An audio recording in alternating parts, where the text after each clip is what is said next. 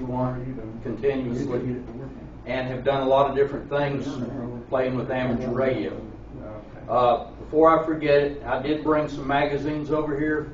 A friend of mine's the publisher of them, kind of recycling. In other words, if you'd like one or all of them, take them home. They're kind of interesting. I do subscribe to it, so I don't need any. And they talk about DX. Okay, SOTA. SOTA, there's a lot of people been doing this before SOTA was recognized, I guess. Us amateurs have gone to the top of the mountains and talked to people, just had a whole lot of fun. Starting about 2002 in Europe is where the actual SOTA itself began. And they have categorized summits. The criteria is the peak must be 500 feet, 85 meters, but 500 feet above the nearest saddle to be a SOTA peak. So there are some exceptions in areas where they just do not have mountains of any kind that you can be only 100 meters or 320 something feet. And that's basically it. They assign points to these peaks according to their altitude. And we're fortunate, living in the Carolinas Association, of having kind of a target rich, because within a decent drive of us, there's a lot of summits, especially in North Carolina and Western North Carolina. I'll show you the picture and the map. At any rate, there's two kinds of activities that go on with the SOTA. That's activation and chasing. The activators are the guys that go to the top of the mountain.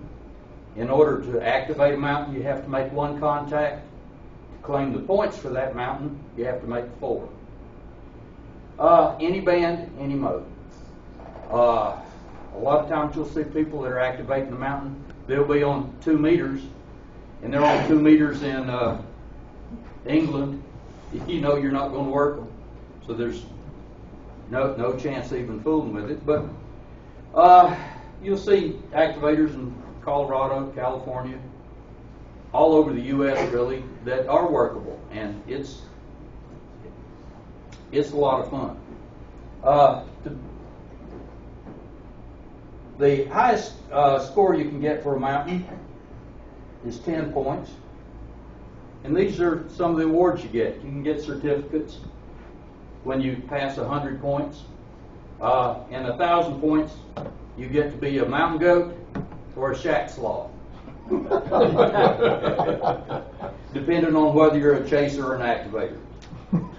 One of the first people in North America, I can't remember his last name, I believe his first name's Steve, has a pair of pack goats. His original goats were, I think, Peanut and Roscoe or something like that. And he lives in Colorado, where he's got real mountains by comparison. And the goats haul his equipment when he goes to the top of the mountain. So that's where part of the SOTA goat stuff comes from. Like I say, these are the awards, and you get them from both sides. However, if I'm up on the mountain and I talk to all of you, I'm on a 10-point mountain, you all get 10 points. I get 10 points. Doesn't matter how many people I talk to, I get 10 points. I can activate that mountain as many times as I want to, but only count the points once a year. So there's a lot of rules set up with that. This site, which is the Summits on Air, SOTA.org.uk, is the first site that you want to go to when you get activated in SOTA. This is where you sign up, doesn't cost anything, and get a password so you can log in. And this is where you submit your activations or your chasing logs. There's not a lot of activity where we live. For instance, W4C is the area that we're in, both North and South Carolina. It's with W4 Carolinas Association. And if you'll look, I'm number 8 on the list of activators. This is live. I'm lazy. I've only done 17 peaks. I qualify for that first certificate, but I'm just having fun. So it's just one of these things. If you get active in it, you can get up there rather quickly. My best friend is K2JB, and he's number 5 on the list. He's a lot more athletic than I am. He's activated 53. The thing's a lot of fun. We go to the top of the mountain, set up the radio,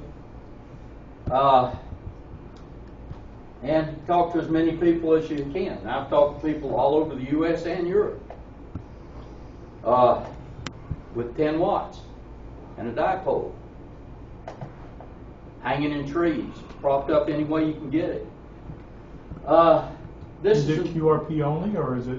Well, no. If you want to run a kilowatt, the rules the rules are you cannot use any generators that use fossil fuels. You either have to have solar panels or batteries. Oh, wow. So So I've got a rig set up that all goes into a backpack that does 100 watts. And I've That's got a fine. battery and a solar panel and all that I take in the antenna. no limit. That's like I say. If you're tough enough to carry it to the mountain, Hike it up, you're a hike it better down. man than I am on some of them. This is the second website that you go to that's really useful, and this is SOTA Watch. Is what you put in sotawatch.org. First thing that comes up, and I evidently brought up one a little different. Let me back up one.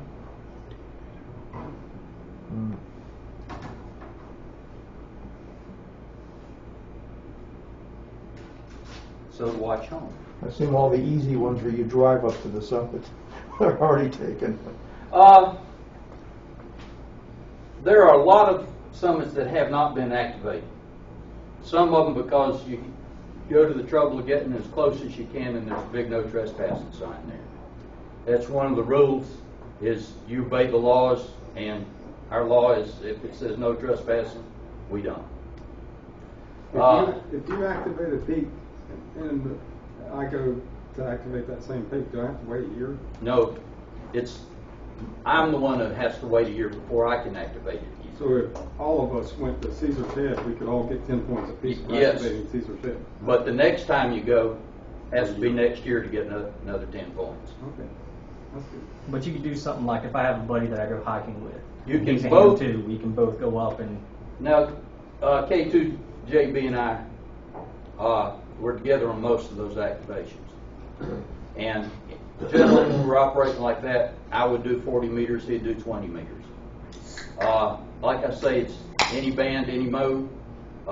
We do 2 meter FM on occasion. He's got a 4-element beam I can show you here in a few minutes. SOTA 2, when you first come to it, first thing you see is the latest spots and your upcoming activations. You can go into SOTA and submit an alert that says, tomorrow, hopefully about noon, I'm going to be on Mount Mitchell to activate the mountain. That lets people be aware that you're going to be there. And it's perfectly legal when you get on the mountain to use your cell phone or whatever and put out an activation, spot yourself. So when you spot yourself, a lot of times you see this guy, BA7. Well, he's on W7W. That's looks like Washington State and that particular mountain, but he's on 2 meters. But all of these are obviously the guys that have been activating in about the last hour.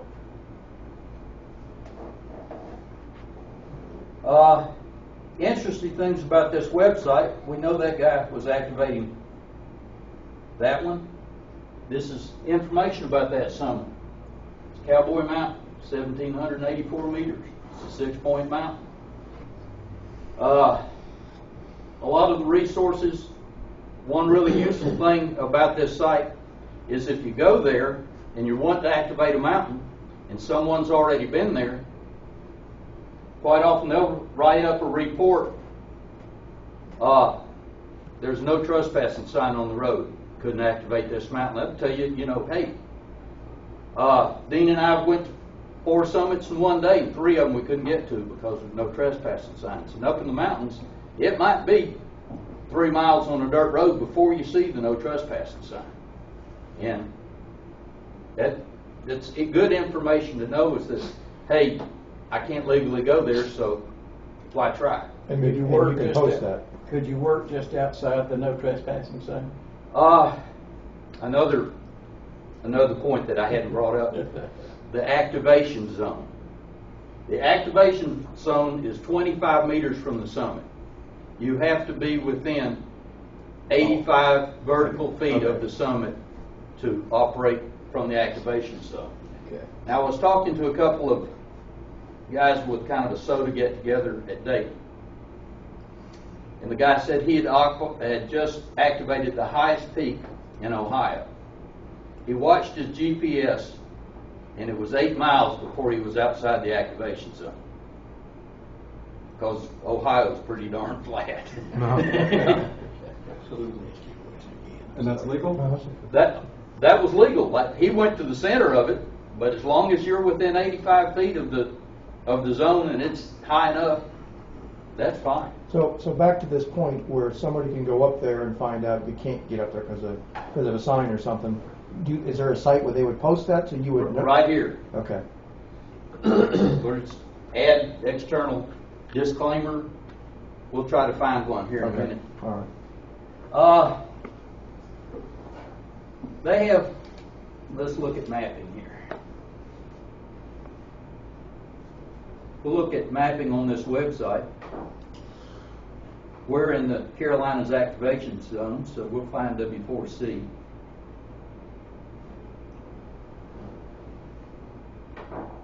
Oops. I'll click at the mouse. Well, unfortunately, I left my mouse. Ah. And I hate touchpads. So. These are the zones in the Carolinas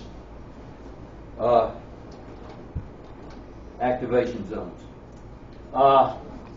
W4C Western Mountains, and I'll just bring up a list up here because we need to choose to look anyway. North Carolina Central, North Carolina Eastern Mountains, Eastern Piedmont, South Carolina Upstate, Western Mountains, and Western Piedmont.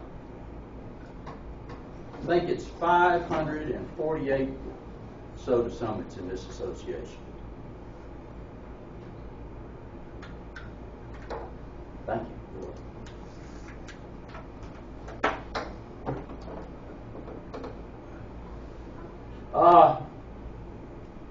And you can see, Central Mountains has 182 summits, Eastern Mountains 112, the Piedmont 7, the South Carolina Upstate has 32 summits. And just as a thing, let's look at the North Carolina Central Mountains. Oh my. Each one of those is a summit? Each one of those is a summit. The number in there is how many points they're worth. The colors represent their points. All the 10s are red.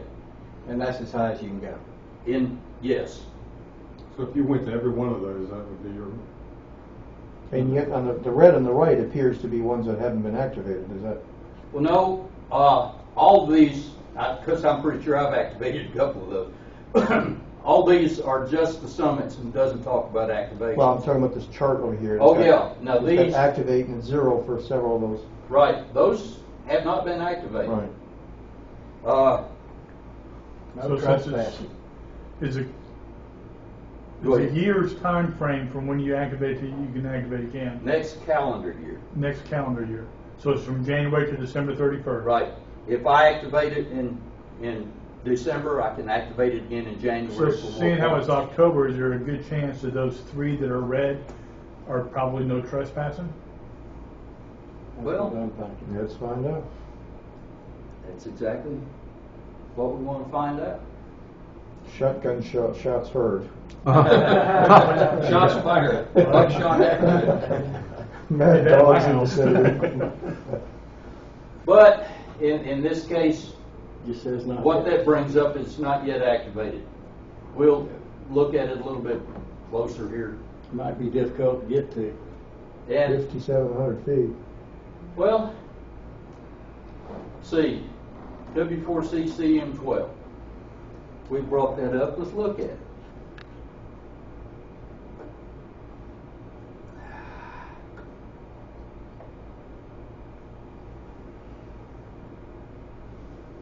Did I clear it?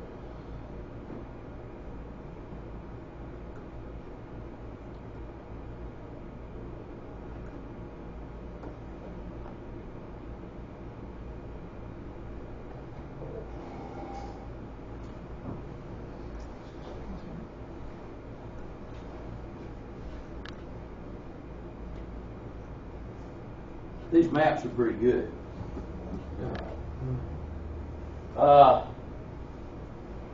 I really don't see a road very close to that, Yeah. and I recognize where that is. That's kind of a wilderness area. The lake on the right is Lake Logan there by 291, and that's just a rough place to get to. That is in U.S. Forest Service lands, so it's fair game. But the ones I've activated have been closer to the parkway. Some of them you drive up, some of them you walk up. Generally, it's a good height, and you get rewards besides the radio. But on the radio, You get a radio? when you call CQ SOTA from the top of the mountain, it's the only place you get a pileup of QRP. Guaranteed that you'll have probably 15 to 20, maybe 40 contacts while you're up there. You'll have 5, 6, 7, 10 people calling you at one time. That's one of the exciting things about it, is it's rewarding that way. But being on the top of some of these mountains is pretty rewarding. Let's look at South Carolina upstate, since that's, y'all are probably fairly familiar with where some of these peaks are. Been in kind of general your region. A bunch of them hadn't been. Hair smoke. Yep. And like I say, a lot of these Yeah, it's haven't northwest been of Travel activated. Trust. Is 6 Mile on there? 6 Mile Mountain? Well, let's see. Yeah, it's right down there in the middle at the bottom of the rectangle. You say 6 Mile Mountain? Yeah. Look at where it says Pickens 1, is that it? A lot of zeros over there. A lot of it's over No, there. it's gonna be west of Pickens. People might be ignoring them to go get the 10s up in North Carolina. The higher points. Yeah. How many points are those? Those look like they're just 1s and 2s. Ones and twos. Yeah. Few fours. Do you have to have your feet on the ground, or can you fly over it? Like I said, one of the rules is you don't operate within the vicinity of a motor vehicle, and definitely not in the airplane. So, multi-rotor. now if you, Multi-rotor up there, drop an antenna out of it? Remote activate. Yeah, crossband repeat from a multi-rotor? it says that operating through satellites is legal. Operating through balloon carried repeaters is legal. But operating through normal repeaters isn't. But, Nothing about multi-rotors? no, Crossband repeating? So if it's No, not but- explicitly stated as illegal, it's legal? I assume. I would say if the moon's okay, that's fine. But bear in mind that anything that's national park, we can't fly those in there. That's true. That's true. You're right. I forgot about that. Can't fly it legally. Yeah. Doesn't mean you can't fly. You just can't do it Very legally. true. There's 6 miles down below there, that's why. Oh, yeah, there it is. Doesn't show a peak, doesn't show. Wonder why it doesn't show 6 Mile. I think 6 miles is above Because Pickens. I was going to do a video up near Fontana Dam. Is it at least 85 feet tall? Well, that's in a different zone. It's pretty Who tall. adds the peaks? Is that something where you know? what There, peak and there's you pick I'll be in a different zone. an It's outside association box. director, kind of, that does the peaks. he used software that was able to determine height above saddle. For instance, if we zoom into the Central Mountains and you look at Mount Mitchell, it's obviously a SOTA peak. If you go out that ridge north of Mount Mitchell, there's another SOTA peak on the other end. But there's probably 3 or 4 in between that don't have a deep enough saddle to be a summit on their own. Although the whole ridge is, you know. So basically it's measured from the peak down to the closest spot anywhere around its circumference. Right. And what's that distance got to be? From the peak to the 85, base? You said 500 feet and you said 85 meters. They're not the same thing. They're pretty close. No, 85 meters is 275 feet. Yeah. Well, I stand corrected. But it's 485 feet, I guess is where it came from. Okay. And that's 150 meters. Yeah. That's to the valley from the peak, No, it's to the saddle, the saddle. Right? or cull, as they call it. So it's the closest, dip Yeah. in a ridge. So there's no adding to that. That is what it is. It meets the minimum criteria. You can't go out there and suggest one. If you want to wait for erosion, you can add to it. Right. It may not be all of them. If you found one on the map and think that it qualifies, you could submit it. And get it surveyed and turn surveyed? Well, they do it with USGS maps. Yeah, I would. You wouldn't have to go to the I would summit think to do it's it. more than accurate enough to get them all. One of my favorites. I've activated several out here. But get down here so I can see.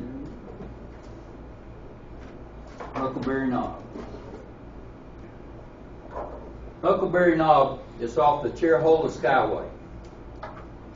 That runs from basically down by Lake Santilla over into Tennessee. Pretty place. 1.25 miles hike from the parking area on Cherhola to the top of the mountain. That's out.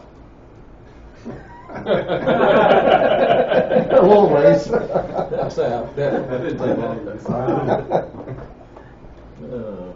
Oh my. This is my buddy Dean. That one is, I believe, Black Balsam up by Mount Disley. That's a nice mountain. That's how we're setting up. That's his 2-meter beam sitting on the tripod. A backpack that with a scout troop. Use a little different pole now, but had a fishing pole holding up an inverted V. How far did you say you had to be from a motor vehicle? Not in the vicinity of. Now, to me, if that means if you drive that motor vehicle to the top of the mountain, you better be 20, 30 foot away from it. Mount Mitchell, you're going to walk another 1/4 mile to the top of the mountain. Of course, it's a nice path, steps, Mount Mitchell's one I have not activated. I know we can get some great canes for putting up an inverted V if anybody wants some. Just talk to Gary over here. Bamboo field. He's got a bamboo field. Some of them are 3 inches 3 thick. inches in diameter. Yeah. Now this is Huckleberry Knob. And that's, again, his pictures of me operating, my pictures are of Dean operating. Is that firewood? That was a pile of firewood that was there when we got there. We didn't burn any. Ceremonial. We were actually on our way to the Chattanooga Hamfest last year when we stopped by there and activated that SOTA peak. A couple more pictures from the top of that mountain. This is what I was talking about, rewards. Nice view. Now this is a 360-degree view mountain. No trees on the top of that mountain to be in your way at all. If you look out there, you're seeing from where the parkway crosses over at Balsam Gap, all the way over, Klingman's Dome is over here, all those summits in between, all the way around deep into Tennessee. And that's the rewards for being on top of the mountain. as well as playing with the radio. Is that up off I-26? No, I mean, a ways off it, but no, No. this is a long ways from I-26. Okay. This is the extreme western end of the state. okay. Let me close this back and we'll look.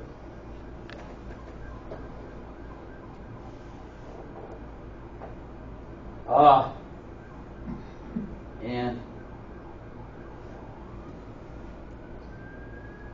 let me shut that down. If you notice this corner, all in here, you don't see any summits.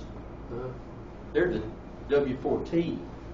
Well, That's that's Tennessee. Tennessee. Tennessee has a new few hundred summits of their own. And actually, talking to the guy that set the association's summits up, there's no good survey of the state line between North Carolina and Tennessee. They never saw a need for it. It just reads the summit. So some of these, they went back and discussed which state they were in, and each one is either in one state or the other, although some are actually on the line. So you could do 2 states, 2 areas? Well, not really. The summit only has one. It's either a W4C or a W4T. Okay. But if you want to hike out,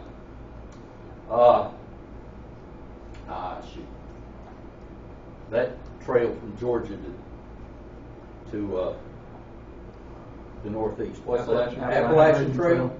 You're close to an awful lot of them. A lot of them you'll be walking off the trail to get up to them.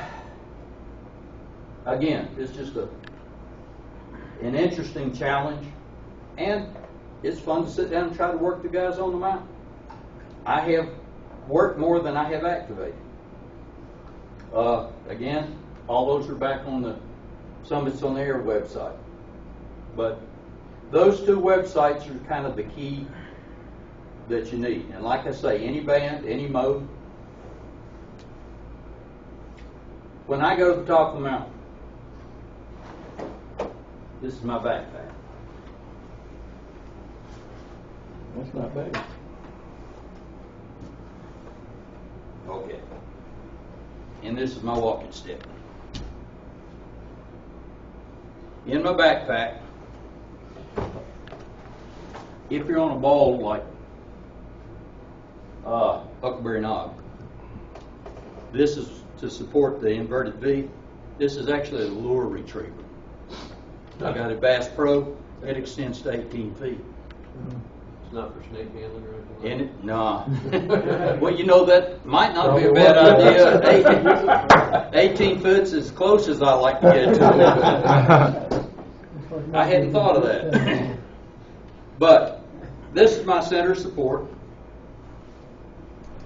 Another thing that you need when you go to the top of the mountain, if you're a fat old man, is your stool. I don't sit on the ground real well. So I've got a little I don't need that. 3-legged stool. And one of the words that I've heard is, ounces in the morning or pounds in the afternoon. And again, this is a dipole. This is a 40-meter dipole. Center But it's not a 20-meter dipole. center or in field? Center fed. These are micro banana plugs. When you get through working 40 meters, you drop it, unplug these, and you have a 20-meter dipole. Put it right back up. It has a 40-meter dipole. I make contacts from the top of the mountain on 40, 15, and it's also resonant enough to work on 6 meters. I've made 6-meter contacts from the top of the mountain with the thing. It's also on here is a 25-foot piece of RG174 coax with BNC connectors. And I obviously made this because this is just light plastic with the BNC. It's all lighter weight. The heaviest thing is that thing that I have wound on. So you need the antenna. Very nice. Uh,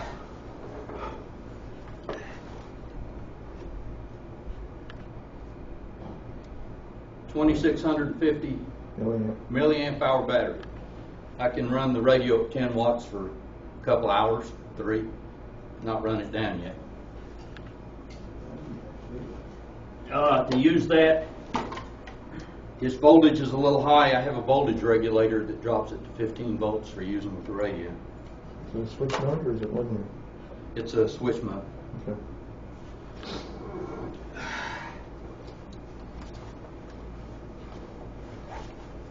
Let's see what else I got in here. All right. Have some extra string. Have a microphone. Because I use whatever mode's available. Yeah, that's what I'm expecting. Here's a paddle. Oh, right. Look at that. It's a I didn't think KX3. I had one of these. How do you like this paddle?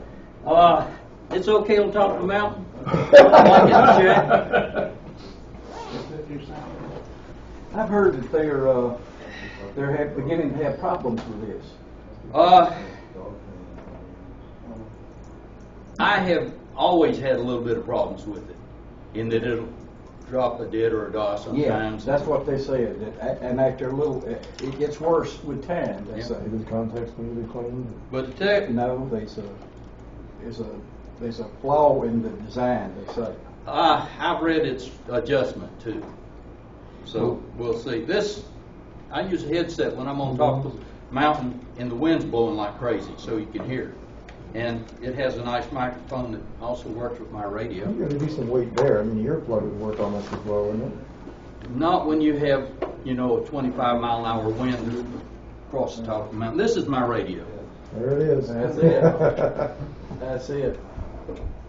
That is the best little radio. I love the radio.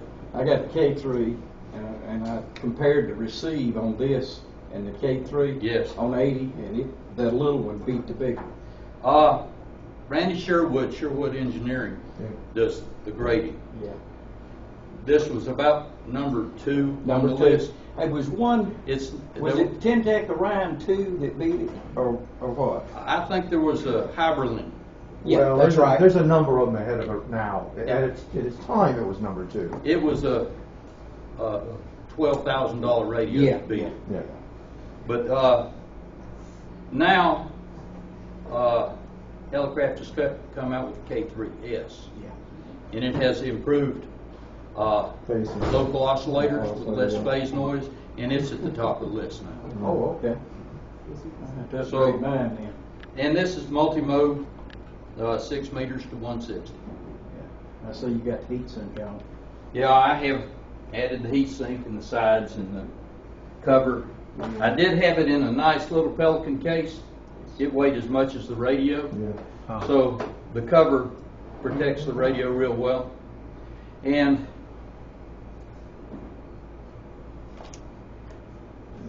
let me show you where that paddle goes. Oh, it's right here. It's over here. Okay. We're already taking bids on it. Well, in my other job, as part of the road show, we are raffling one of these and a K3S. Where at? And that's how we're paying for what we do at the North Carolina Mountain State Fair. Okay. I've got the winning ticket in my wallet already. I do. Gee. However, I have tickets to sell, but that's not what I was here for.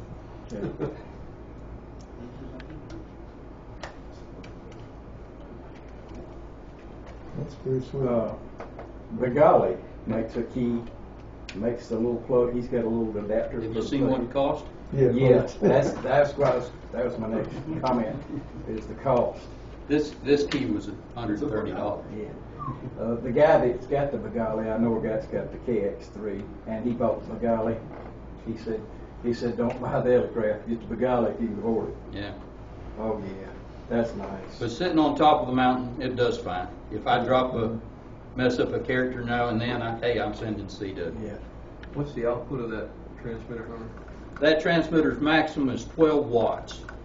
And that's generally with the power supply. I go to about 10 with the battery. Can you do voice with that? Yes. It does Obviously. everything. It does everything. Six, has it got FM? 6? I think it's got 6. It's got 6 through six. 160, sideband CW, everything. It does internal PSK 31 and Yeah, or radio. RTTY. On the So screen. is there a way, and I know we're starting to talk weight here, but is there a way that you could, is there an interface for a computer on there that you could run like FL Digi through it or something like that? Of course. Oh, yeah. And the other thing is, It just there's several plugs smartphone in. apps that are And full- pass it on around. You can put 2 meters in it. Your You phone. can put 2 meters in it, Little module. credit card Oh, module. really? I didn't know that. See, Yeah. Can you find that 12 watts is plenty? this, That 12 watts is plenty? I've worked, and it also has internal antenna tuner. Yeah, a good one. How good that is, I was using a 40-meter dipole. I hadn't put the plugs on it yet so that I could change it to 20. And I worked Spain with a 40-meter dipole with the tuner, tuned it to 20 meters. I worked Luxembourg with that in-fed ZEP 12 feet off the ground and 5 watts, sideband. This is the one of the dollar ponchos, Mhm. in case it rains on me. You got that down right. I mean, the weight and everything. There's my logbook with a pencil. And I'll pack it back up and you can So see what the whole thing was. is there a slash in your call? Or, Yes. Officially, sometimes you don't use it. You go W4PH/SOTA. No, /4, you're part of that. And then you send CQ SOTA. Oh, okay. It also has CW memory in there. Hey Howard, how much of this is aftermarket or customized from just like the KX3? The 2 end plates and that plastic snap-on cover is the aftermarket. vast majority of it is And KX3. heat sink. You can buy And the this heat sink, aftermarket? I'm sorry, pardon? You can buy this aftermarket? Yes. And the heat sink? Yes. And the Now, China makes that heat sink for $30. I don't have that one. Which and, one do you have? You have to pay $90 to get the kind you got, or $100. Yeah. But China makes one for $30. Well, I And I understand. wonder if it. Labor? Huh? Labor. The guy running that mill that made the things probably making 50 cents an hour or something. Would you recommend ordering to a China? I didn't. Depends what the surface finish The is. question the is, heat how much layer is the KX3 by itself? That KX3 has every option on it except the 2-meter module. Good, you're sitting down. So, yeah, so you're looking at how much? And I put it together as a kit, and it was $1,500. So you're talking $1,500 investment. Do you really want to trust a $30 heat sink to it? Well, I don't know. That's what I the heat sink is just, I don't see. how I they wouldn't can have a mess it problem up. trusting it if they had a spec on the It's just a surface chunk of finish, metal. I don't- which is the only thing that's going to be It's in play. aluminum. What? The other That's thing is aluminum, heat the sink, China one's so aluminum. actually will not. Well, what I did with that one So it also protects itself. was I scraped the powder coating off of the box, and I put the heat transfer medium between the transistors in the box and the box It's going and to the do, either one will and do a fine heat job. sink. But either one would probably be fine. If it starts heating up, it cuts back the power that your transmitter operates with. I'm tempted to. You can also, there's a display on the sub-display, you can set that to be the temperature, so you can keep your eye on it as well. Now, I do have recently acquired the 100-watt amplifier that goes with that. Oh, that's nice. You can put that in your backpack? No. You could though, it's not that terribly. I'll use the whole thing as a portable rig, Yeah. but you could even use it as mobile once I saw how it works. Once you plug that into the amplifier, you do not turn the amplifier on. You just set it back in the corner somewhere. When you turn the radio on, it turns the amplifier on. It operates everything from the amount of power that you put out from that amplifier to keying anything that amplifier does. You don't have to touch the amplifier for the tuner to work, and it's just a sweet system. I would recommend if anybody was going to buy a K3 to buy that bad boy with the amp, the 100-watt amp. They're both nice radios. I They know are. that. They're very good. Now, that's not my home radio. And it's hard for me to get the K3. Yeah. I have a 10-tech Omni 7 that I really like. Okay. And one of the big things is the buttons are bigger. I couldn't get past the interface. I got enough TDX. I love my K3. I understand, and I got to use, well, we had loaners from Elecraft at the fair of the K3X, the KX3, and the K3S. And we had them operating at the fair in the special event station. So we had, a chance to use them both. We also, ICOM, they loaned us a 7100 and a 7600. Both wonderful radios, and turned out the 7600 was probably the favorite. It had the internal voice memory. That has a voice memory. The K3, you have to have another option to get it. So it could sit there and call CQ for you, just like this thing has a voice memory and a CW memory. You said something about what did you do with your heat sink? You said you did something. I scraped the powder coating off of the box Put the underneath it compound on it. and put heat sink compound for better heat transfer from the transistors through the box. Okay, so the backside of that you scraped off, Mhm. and you put that what kind of compound? It's a silicone thermal. Is it just transfer. rub-on, pasty kind of a thing? Kind of like Do a real toothpaste. thin layer on Okay, it. and then you just screwed down. Yeah. Okay. I think I'm going to order the China one and do what you did. Mine had the instructions of doing it either way. But That's nice. That's really nice. any questions? Just, And I'll pack the thing back up and let you see what I carry up a mountain. I assume there are portable 2-element Yagis available for that people use for SOTA? You can use anything you want. I haven't seen anybody actually using a 2-element Yagi. Seems like I saw one in QST when it was portable. They have one that's an Alex loop. Some people use the buddy pole. yeah, I know people that have used the buddy pole and decided it was too heavy. yeah. I think L makes a 2-meter 440 antenna that's extremely light and easy to assemble. Oh, these are aluminum tent stakes. When you put that inverted V up and you're on the top of the mountain, you're hunting for some way to stick it in. Are there a lot of, when you activate a mountain, are there a lot of hams down in the valleys that are in this area that are looking for you, or are you calling CQ a lot of things? This is a kind of a small community. You can usually, if you get to it, you start recognizing the people. You just hear part of the call and you say, oh, that's Pat down near Anderson, or guy over in Tennessee. And most of what I do is on HF. I think I've done one activation on or two on FM, and they were harder than HF. My first SOTA contact was on the way to a meeting here about a year ago in the post office on Lawrence Road. I heard a guy make a call, and I went back to him. He was on Harris Mountain, I think it was. But, 2 meters out. So that's it. That's everything you need. Everything. Now, do you use a tripod No. with that, or you just stick it in the ground, or?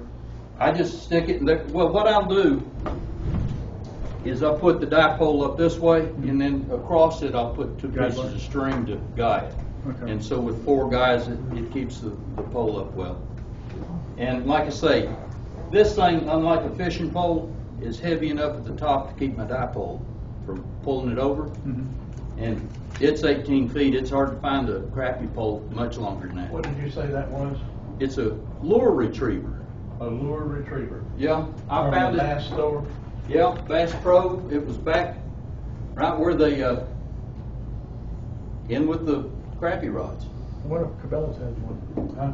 I was wondering if Cabela's has one on Wood Road. They probably do, But but they do, it probably costs more, I guess. Yeah, probably. but you can see. I mean, that's just a start. And by the time you pull all 4 sections out, Um, it makes a difference. KX3 is probably, if the KX3 is sensitive to voltage, you don't want to be too high with it? I wouldn't go over 15 volts. I wouldn't recommend that battery. Yeah. Dean had just bought a ABC battery or something. He bought it from one of the guys at Dayton. And it is a 13 volt battery, 4 cells, and it's Yeah, about right. the same amp hours. I can't remember exactly what the type is. This is a LiPo, and It says 14.8 volts, but, that's when it's dead. okay. So that's why you use the regulator. Yeah, because it's right almost 18 volts when it's. Oh. Man, I didn't know I could move the earth. Okay. Yeah. If it broke, I didn't need it. I like your attitude.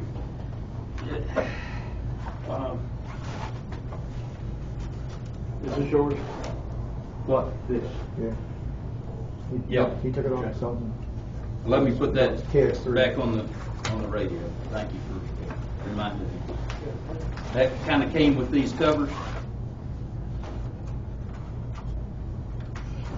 You said it was $100 just for the paddle on $130. $130 for that. The latest thing I read on that was,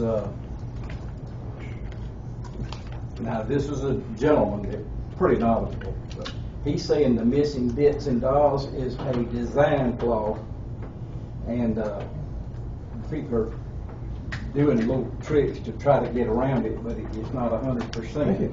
Well, number one, I don't send really fast code. Fastest I can send somewhere between 20 and 22 words a minute. That's pretty quick. And I slow down a good bit on top of the mountain because I'm sitting here holding this in one hand and operating the paddle with the other. So I'm running maybe 17, 18 words a minute. And the faster you're going, the more glitches you're going to find. I'm going to hold that for a used Begali. Good luck. Good luck. You don't really want one, do you? all it is a script. It's a metal contact. It's only money. You can't take it with you. Corrosion on the surface. He was talking about spending $2,000 while you were out of the room.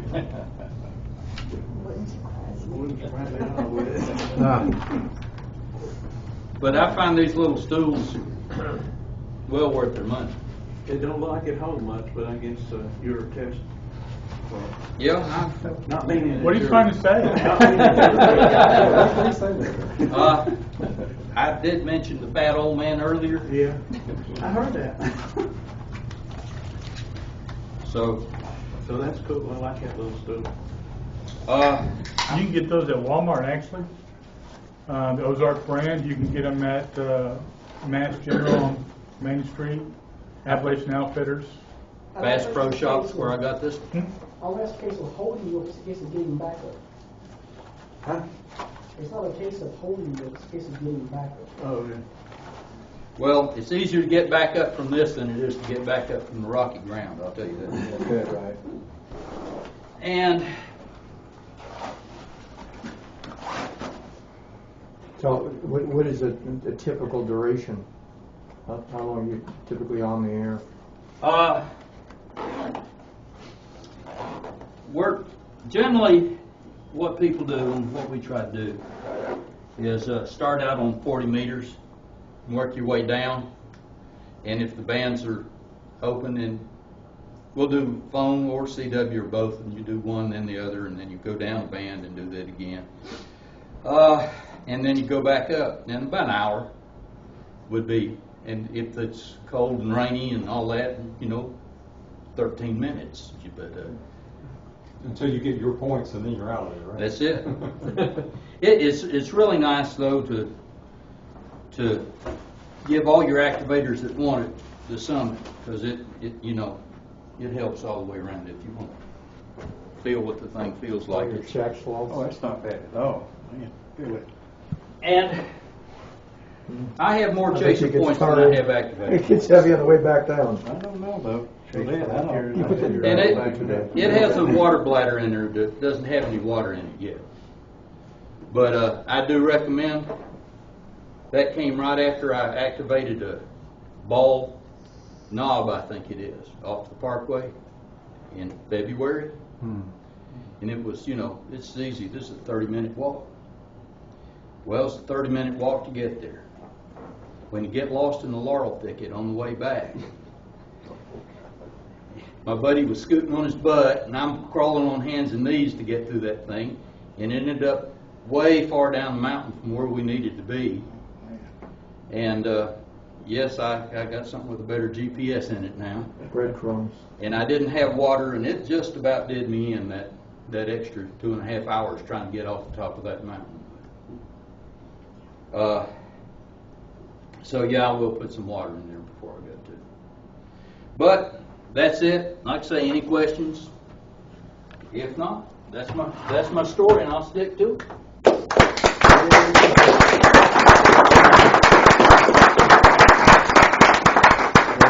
One thing I didn't mention, there's an app. Of course. The name of it is SOTA Go. It's really good because its map uses the GPS and shows where you are in relation to the summit. That's an app? Yes, and it's called SOTA Go. And here's a picture, just to, again, the summit. Holy cow. And it zooms in. You can spot from this app, and you get your spots from this app.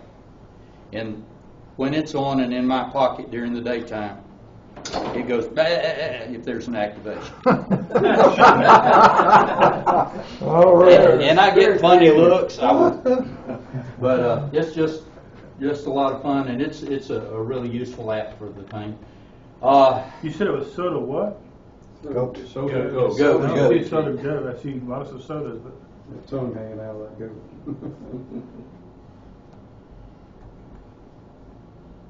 the SOTA Finder, SOTA Spotter, Pocket SOTA, SOTA Logger, SOTA Logger Lite. SOTA Go. Do you have to be a SOTA member to make a contact with somebody else? No. No? But you don't get any points for it. Do they? Yes. So you can help them out if you wanted to. Yeah. But like I said, it doesn't cost anything. You just have to sign in, get a password for the site. You use the same site. Both sites have to have a password. SOTA.org.uk and SOTA Watch. Did you get off of Both get So you passwords. just want to refer to the other, so if I find one, it's going to point me at the other one? Yes. Okay, it may not be in They Google. may not have it on Google. You have an iPhone? Yes. I think it's not on Google Play, that's why. Well, that may be. It's just iPhone. It's also $2.99. Well, hey, it's worth it. Just letting people know. Yeah. Hey, Howard, Yeah. SOTA, is that affiliated with RSGB at all, or is that independent? It's independent. Okay. You see it mentioned a lot in their magazine. Yeah. That's why I was wondering if it was. But I don't know of any real association with it. Okay. How long can your activations last? As long as you want. So you can go. There's backpacking, another, spend the night. as you bring it up, another thing that I hadn't mentioned. It's you get also points for summit to summit. So if you're on one summit and I work you, I get your points and my points. So there are people that, there are campgrounds and stuff that people go up, set up on the thing, spend all day. Every time a summit comes up, and they'll stay there and work. There's no time limit on your activation, so you know, if you're on a 10-pointer and I'm on a 10-pointer, that's 20 points. The next guy, that's another 20 points. That beats riding all the way over there to the other summit. All right, just make a contact. Our busiest day was 4, and it was 3 10s and an 8.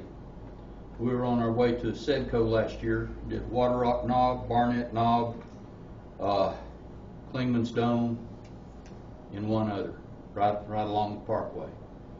And I've been to Black Balsam, Richmond Balsam, Stecosti, however you pronounce that one.